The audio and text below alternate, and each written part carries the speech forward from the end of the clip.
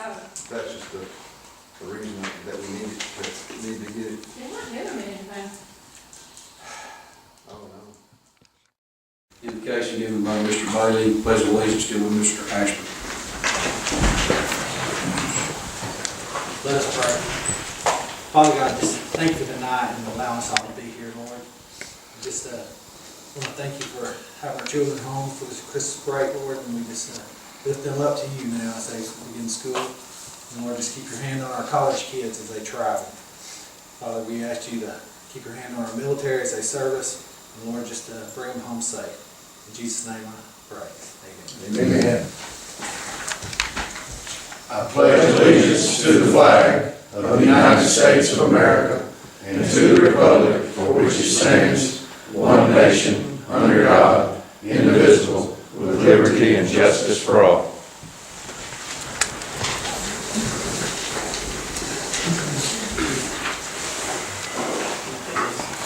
Begin the work session. We've got 5 items, looks like, in your packet. We'll begin with the first one, and it's to discuss the Goose Pond Entertainment District. Mr. Lyle, I have sent you guys all a packet on an ordinance. I wanted to see if we could get added to our existing ordinance. I have done some research on entertainment districts around the state, and I've researched about 8 different districts. Some of them are towns the size of us, some of them smaller, and some of them the size of Huntsville and Mobile.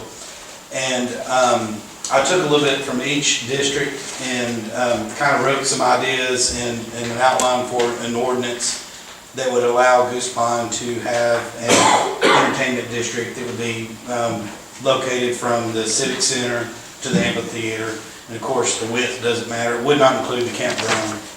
And it would kind of end on the water's edge, so the water's edge would be it.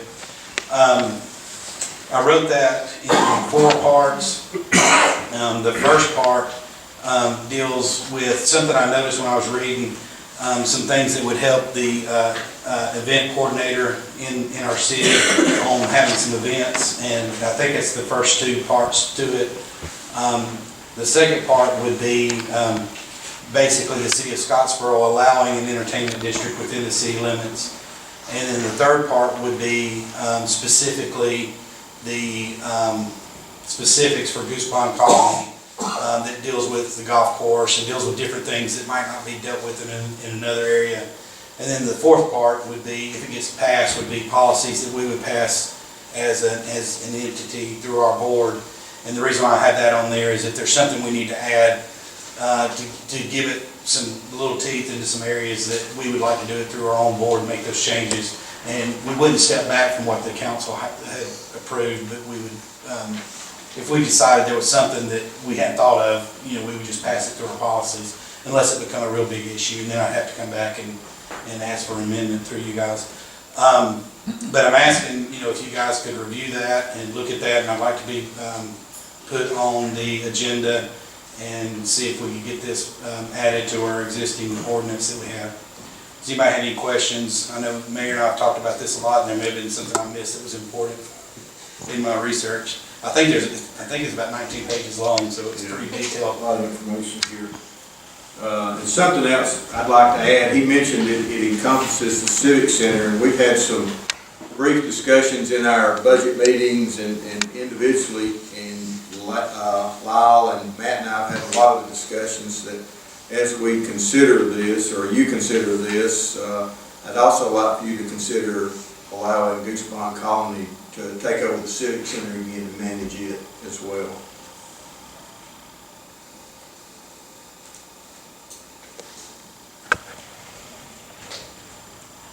Does anybody have any questions? All right, if anybody has any questions, just let me know. I'd be glad to answer any. Like I said, I've done a lot of research on a lot of different cities, and I think I came up with the best 2 was Jasper, Alabama, because theirs is the newest, and then Huntsville, Alabama, because theirs is I felt like was the most detailed. So those are the 2 I used the heaviest to come up with something that fits us. All right. Thank you, Lyle. Thank you for your work on it. We'll put that on the next work session when it gives time. We'll through and review it. Sure. Next item is number 2, and that's a discussion dump truck bid resolution. Mayor, you want? Yeah, if we could, we had a couple of questions on, one of the bids that the, bidders clarifying for us, so I'd like to just table that till we get some further clarification, please. Okay. We'll table that till the next report session. Item number 3 will be discussed industrial access project resolution of agreement. Mayor, looks like that's you too. Yeah, and I can call him Josh as well. As you know, we applied for a industrial access grant to repave, McGuire Drive, right, Josh? In the industrial park. This is tied into the Johns Mansville expansion that was recently completed, and then the Sano expansion that's upcoming. So we applied, it's tied into job, adding additional jobs, and so we were awarded this grant. It's 100%, but we have to do a resolution. It was $253,200 cost estimate, but we need to do a resolution, and this paving would be done after the Sano expansion, since it's obviously sitting in the corner right there by this road. So the funds, you know, have been allocated, but we have to do all the paperwork. So it's a mid to late summer paving project, but we need to go ahead and get the council resolution to support the grant in place.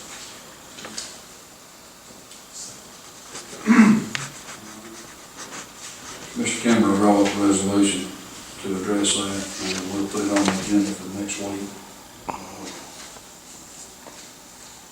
Next council meeting. Anybody have any questions about that? Okay, number 4, moving on, discuss update to solid waste director job description. Me again, I guess so. Leonard. As you know, we've had some recent retirements within the city, and we've had a lot of discussion amongst ourselves about this next year as we move forward, splitting the job back to having a solid waste director and then having someone over the street department. This is a job description that's been in place for a number of years. Aaron and I did review it, and the biggest, or really the only change, is under the minimum qualifications, under education requirements, number 1. That's the previous job description required an associate's degree and preferred a BS degree, and you can see what the requirements are now. We just need to get this in place before we start advertising for that position. Anybody got any questions about that? Mayor, did the salary study get done? No, we haven't completed that yet. Anyone else? No, we'll put that on the next work session also. You think we'll have that study done by then? Yeah, we shouldn't we, Aaron? We should have that salary survey completed by then. Yes, I have some of it on my desk. We'll be emailing that to everybody for you to review. As soon as we get that in place. Thank you. Moving on to number 5, discuss municipal court discretionary accounting practices. Michael. Okay. This is an item that I just want to have some discussion with the attorney and the other councilman. It seems that this one department is the only one that doesn't seem to have checks and balances. Everything else is come before the city council. It's a budgeted item, and if it's not a budgeted item, it's with a minimal budget. And I just think it would be readily available and have some checks and balances of some kind into this particular account. I've had some other people kind of inquire about this as well. And I don't know if this has been a policy of the city forever, or if it is a policy or it was understood, or is this something we can change by a vote of the council, or a, excuse me, a resolution or an ordinance? just wanted to get some discussion from the rest of you concerning it. I personally like the oversight of someone having to sign off, especially the majority of the council. I think the court magistrate, they have to sign off, these 3 council members have to sign off if they do anything that's not in the budget. So I would be for that. Has anybody got any questions? Gary? Mr. Kidner, is this something that has just always been done? Well, the thing I believe you're talking about is based on an act of the legislature that happened, I think, in 2010, 11, 12, somewhere like that. I wrote a memo on that, and what I felt the statute was at the time, after talking to the league and talking to the Attorney General's office. I can get you a copy of that memorandum. I think reasonable controls can be implemented, reasonable accounting controls, but we're dealing with something that's here by state statute. And that will limit what kind of controls the city can have. I'll be happy to research it in more detail and report back. Well, I think a little bit of control beats no control. Absolutely. That'd be good, I appreciate it. We'll put that on the next work session also.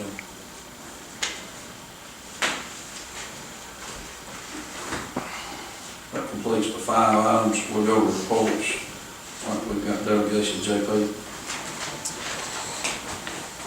Thank you, Mr. President. Thank you, Kansas City Council. Thank you, Mayor, for allowing me to speak. I just got the application for the tourism grant for the U.S. Anglers Choice 2-Day Championship, and they've been coming here for between 6 and 8 years now.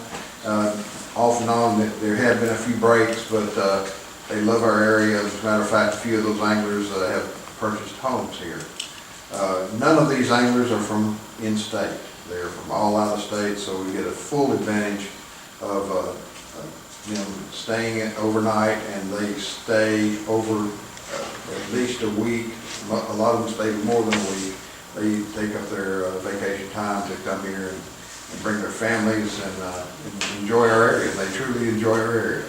They love us. They love our hospitality, and they come from 10 to 12 states, and we appreciate them. We have a great relationship with them. We feed over, as you say, almost 550 anglers in the Civic Center. We have a banquet for them. Last year, the City Council President, Tony Wallingsford, went and was thoroughly impressed of what they are. And we do an economic impact analysis on them every time they come, and this is very consistent of what we see every time they come, because they have a limit as to the number of anglers that come to this tournament, and it's around that 550 mark. And this is a very recent study. The total contract is $21,000, a little over $21,000, and we are requesting from the tourism grant a total of $9,000, a little less than half, a little less than 50%. I always like to have at least feel like we have a part of that too, as far as the chamber, as far as tourism is concerned.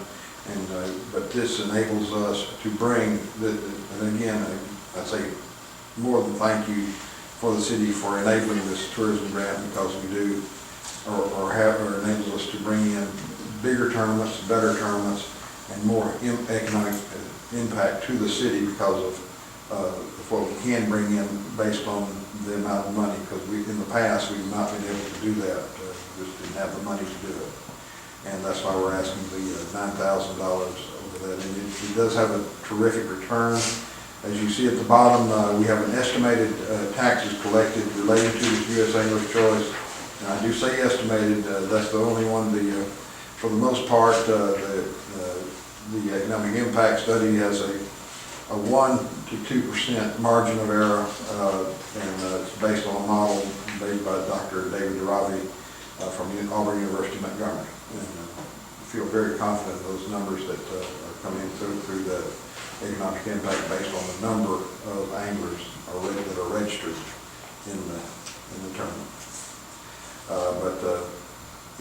9,000, estimated 9% sales tax, we bring back into the city, 27,000 is something you have a hard time to turn down. Are there any other questions? But that's basically, I'd like to put this on the agenda to go ahead and get this passed so we can move ahead, go ahead and move ahead. This is, we've already signed, we always sign the contract way in advance, but the money's going to be spent, we just like the assistance of the city through the tourism grant. JP, that $9,000, is that pretty much the same amount for the past 2 or 3 years or however? Well, this has been the first time we've ever requested something for that. We've had more tournaments requested in 2019 than we've ever had before. And we're only picking out the best, and the biggest of the best, the ones that we know will have a great return on investment to Scottsboro and Jackson County. But this is the first time we've come because of the newness of the tourism grant. And it's been in place, what, a little over a year now, hasn't it, Mayor? Something like that. Sir, I'm quite listening. We're talking about the tourism grant itself. The tourism grant itself, I think, has been in place a little over a year. And so that's why we're now able to have that opportunity presented to the city, to us, to bring in the bigger and better tournaments that come and see. I know Lyle had that big tournament coming in. We're real proud of that. And this guy's already caused it. Are those ramps going to be ready? I said, sure. We're not going to let you not be able to put in the water. Anybody else got any questions?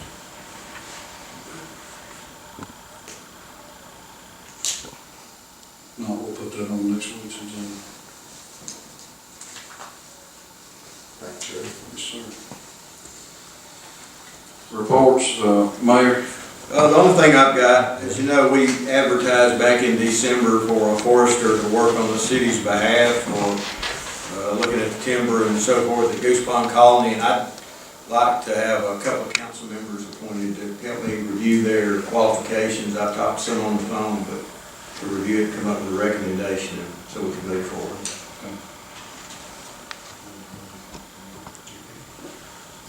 We can go ahead and form a committee tonight, then, I'll carry a be on it. Okay. Gary, you want to be on it? That'll work. Thank you. Yes, sir. That's all I've got. Reports, Gary, Mr. Stewart, you got anything? I don't have anything tonight, but I do just have a couple things to say. Roll Tide. Don't be too. That's all. Mr. Ashburn, you got anything? Mayor, I wanted to check with you about, we had some conversation about a recycling program here in town, and Yes. I think we had another gentleman that took some of the recycles and Yes. how that worked out and so on. We did, as you know, the green bags have been posing a problem for quite some time, and nobody will accept our green bags anymore because of, really, there's no oversight of what actually goes in the green bags. And other facilities have stopped, and the recycling business is in peril as a whole. And so, Recycling for Scottsboro did take the green bags for a while, and it was overwhelming, plus it was more contaminated than they expected just from lack of education to our folks in the community. And so, as you know, we've ordered the blue cans to go to loose recycled products and implement that program. And so my recommendation would be for right now till we get a solid waste director and we get the blue cans in and get that process in place to suspend our green bag system and only pick up cardboard.